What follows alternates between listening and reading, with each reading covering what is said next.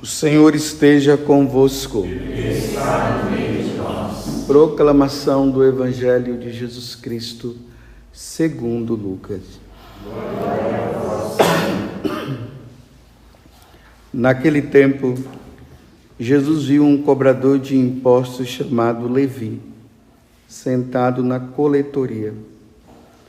Jesus lhe disse: segue-me. Levi deixou tudo, levantou-se e o seguiu. Depois, Levi preparou em casa um grande banquete para Jesus. Estava aí grande número de cobradores de impostos e outras pessoas sentadas à mesa com eles.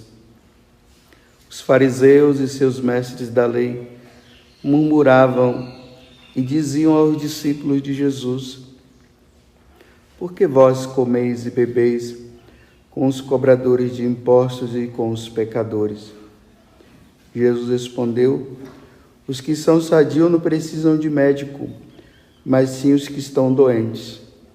Eu não vim chamar os justos, mas sim os pecadores para a conversão. Palavra da salvação.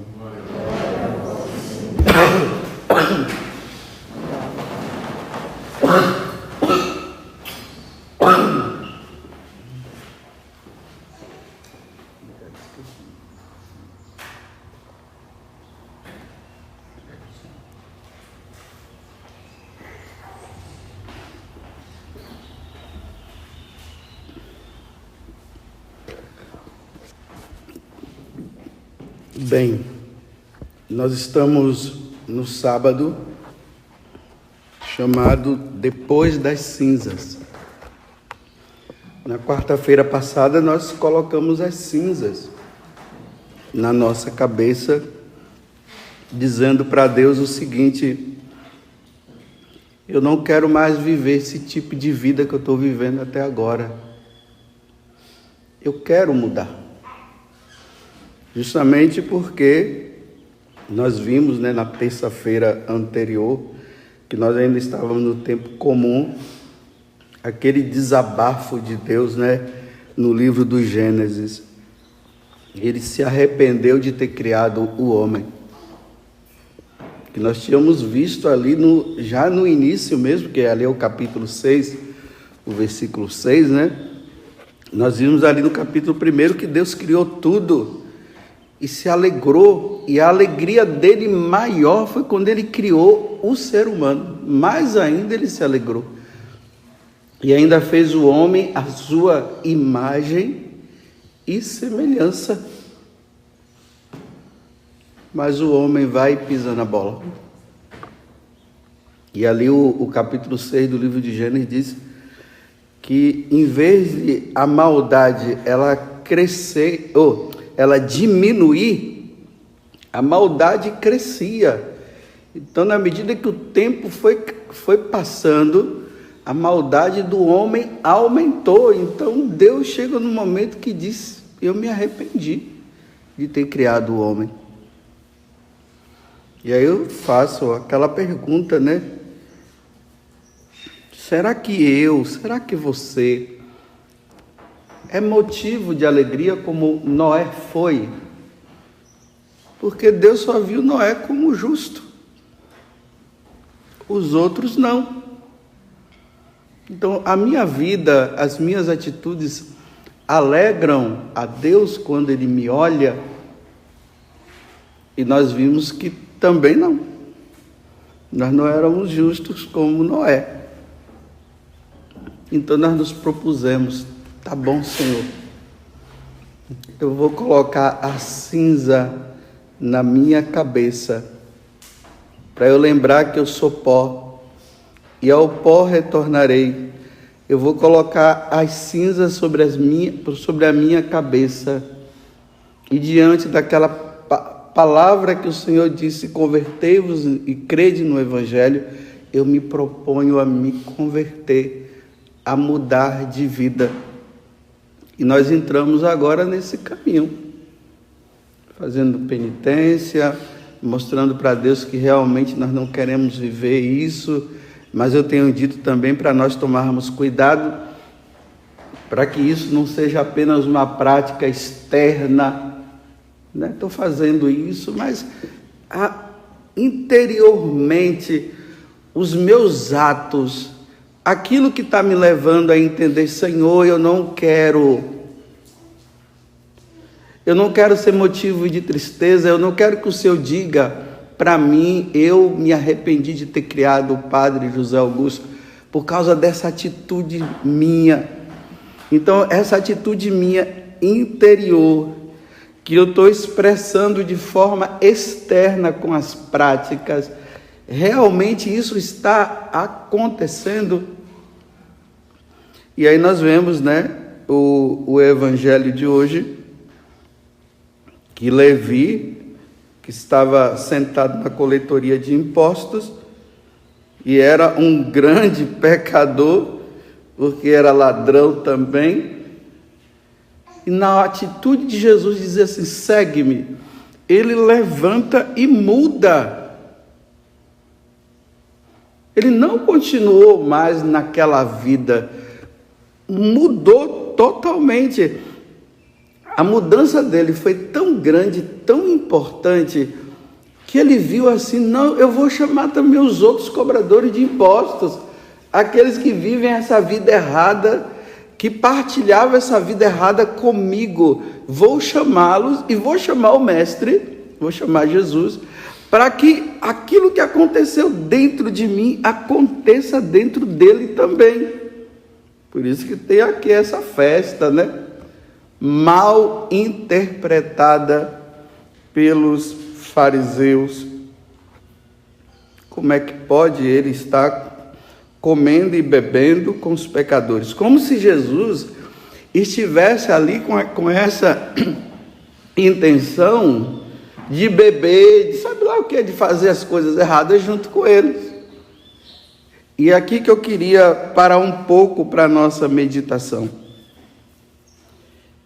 Aqui está uma passagem do Evangelho que muitas vezes é mal interpretada. Em vez de ela entrar como uma forma de que as pessoas elas precisam mudar de vida, ela entra com uma justificativa para dizer assim, ele veio para os pecadores, mas não na atitude de que ele veio para os pecadores, para que os pecadores mudem. Não, é para dizer assim, ele veio para os pecadores para que o pecador continue pecando. Quantas interpretações são feitas?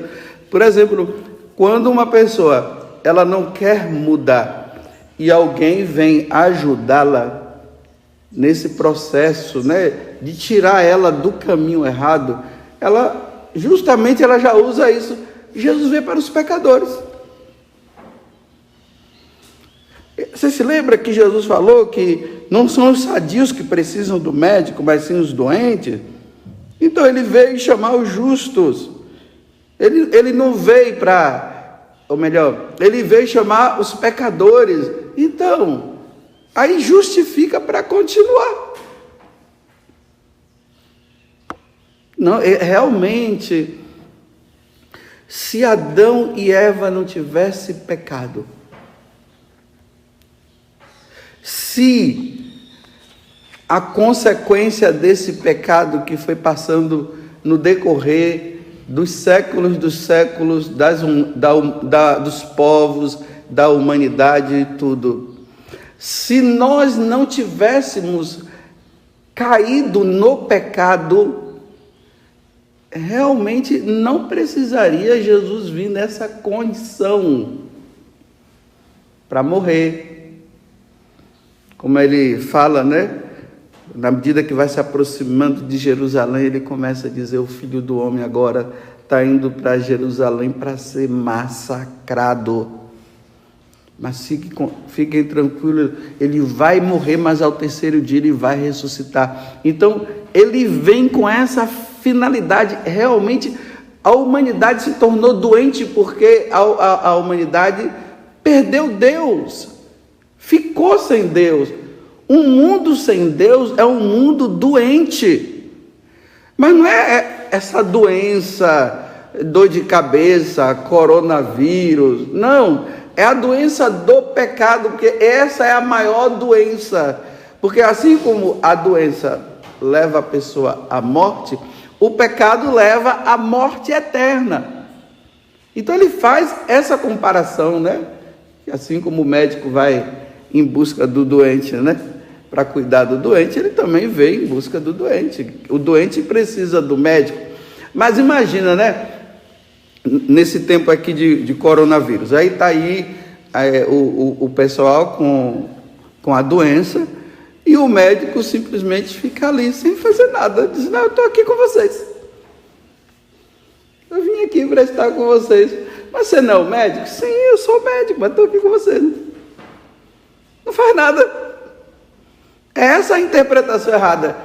Jesus vem para o pecador continuar no seu pecado, como se dissesse assim: olha, eu vim para que vocês continuem, está tudo certinho, está tudo bom, eu sei que vocês têm errado sim, vocês têm dado um chute na cara do meu Pai com os pecados de vocês, mas fiquem tranquilos, é isso mesmo, eu não vim julgar vocês não, eu vim dizer assim: continue com essa vida aí. É assim que o pessoal interpreta, para que não haja essa mudança. Então, para que colocar cinzas na cabeça? Para quê? É um teatrinho? A morte dele na cruz foi um outro teatro? E aqui vem o complemento, né? Realmente eu não quero a morte do pecador, diz o Senhor. Ezequiel 33, versículo 11, que é a antífona do Evangelho. Não quero a morte do pecador, diz o Senhor. Olha bem, é isso mesmo.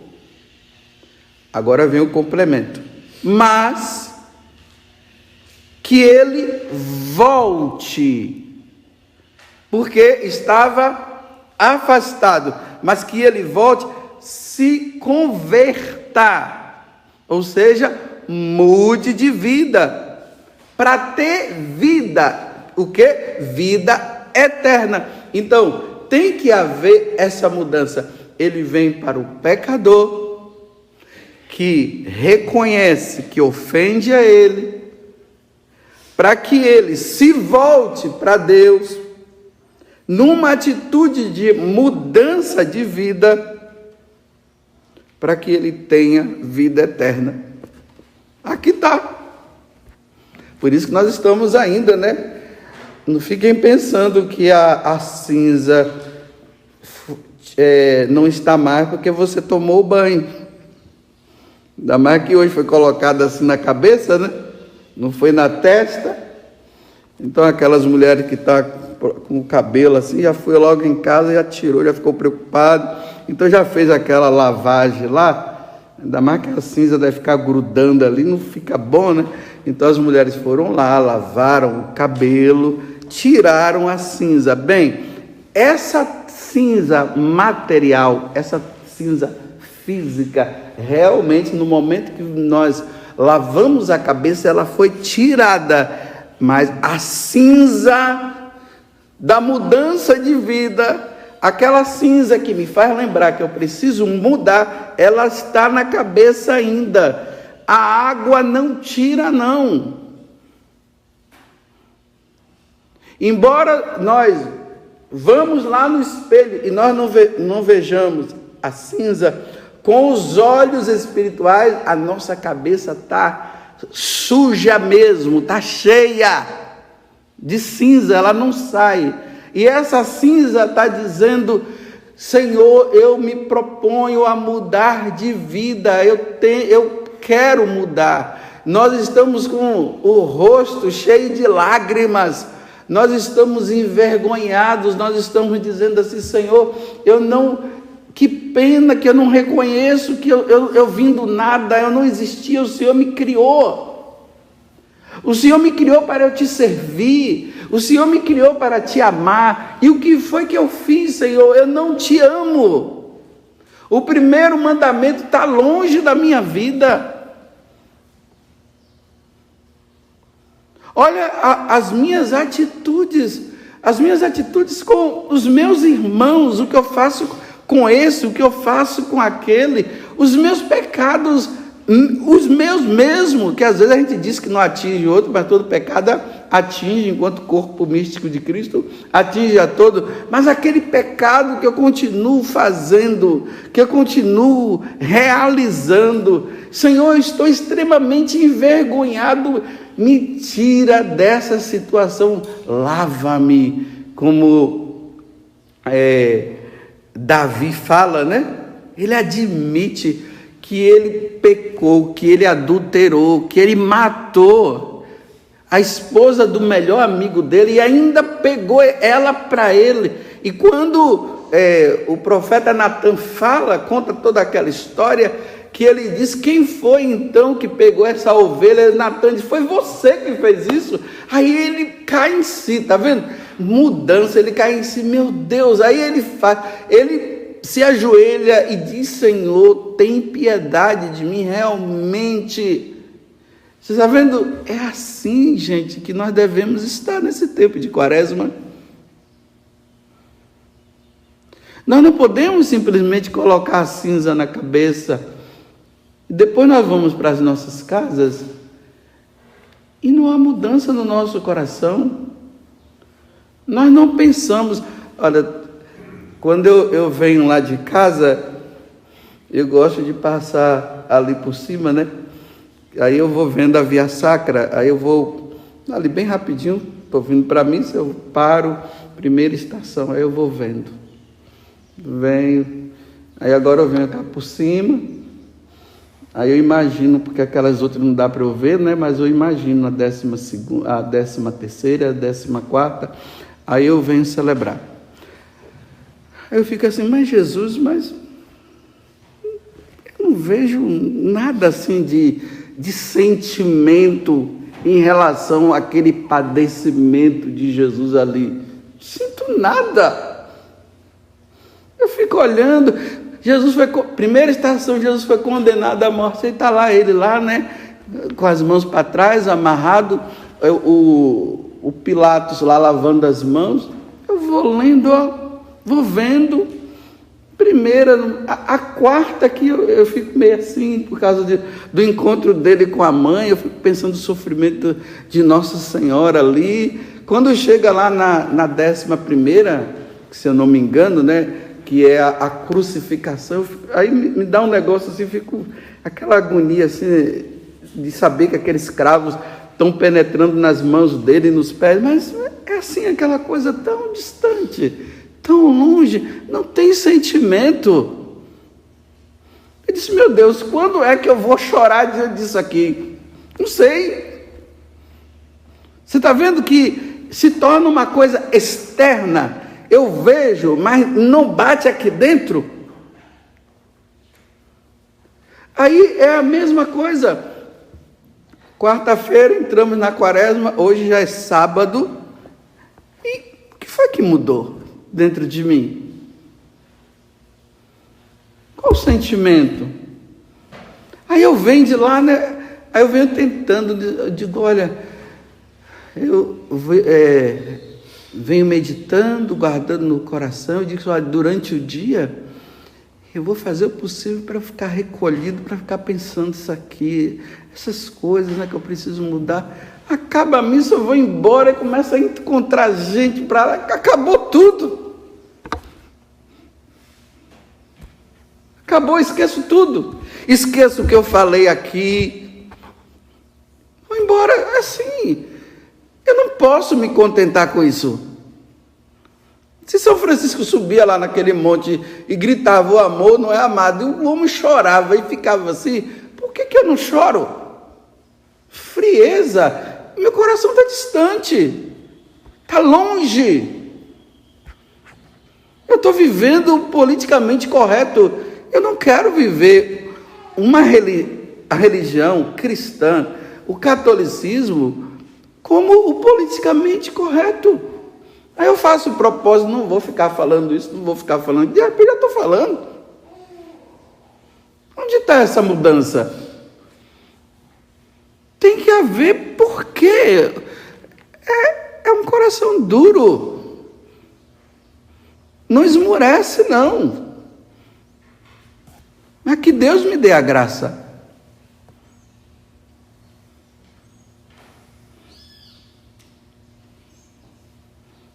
Que Deus me dê a graça, que Deus te dê a graça. Isso não é só para os santos, é para quem é batizado. É para todos nós. Você está vendo que situação que é preciso se humilhar e pedir a Deus essa graça?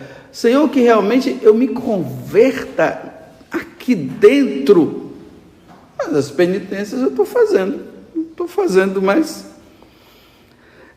como hoje é quarta, quinta, sexta, sábado, já foram 3 dias, né? Amanhã, primeiro domingo, vamos ver, né? Será que daqui até lá, o que é que eu poderei dizer que houve de mudança dentro de mim? Tem que haver alguma mudança. Tem que haver alguma mudança dentro de você, dentro de nós. Senão eu vou justificar porque talvez aquele pecadinho ou aquele pecadão não estou conseguindo sair mesmo, aí eu vou e justifico, né? Deus veio para os pecadores, Ele é misericordioso, para eu continuar nele. Não no sentido que eu sou pecador e Ele é misericordioso, e Ele veio por causa dos meus pecados, para que aconteça a mudança dentro de mim, como está dizendo aqui no livro de Ezequiel 33, versículo 11. Em vez de acontecer essa mudança, não, eu justifico, eu sou assim mesmo. Imagine vocês terem que me tolerar. Aí eu tenho umas atitudes que até atrapalham a vida comunitária, e você tem que dizer, aí eu digo assim para você, tem que me aceitar assim. Não vou te aceitar assim. Eu te suporto, como eu falei esses dias, né? Não tem outro jeito, eu vou te suportar. Mas eu não aceito isso aí que você está vivendo, não. E além do mais, isso que você está vivendo está me fazendo a pecar também. Por favor, né? Me ajuda. Vamos fazer essa ajuda. Você me ajuda a não pecar, eu também não ajudo você. Mas você dizer, eu sou assim, e eu vou viver assim, então você quer viver assim? Então você vive assim, eu vou te suportar. Essa é a minha penitência. Eu te suporto. Até o dia que Deus quiser. Eu estou pedindo a Deus que talvez não demore tanto, mas se for para demorar, que Deus me dê toda a estrutura física, psicológica, espiritual, religiosa, tudo que você quiser colocar, para eu te aguentar, porque eu não te aguento, não, mas que Deus me dê a força. Já que você não quer mudar, eu te suporto. Louvado seja nosso Senhor Jesus Cristo. E a nossa Mãe Maria Santíssima.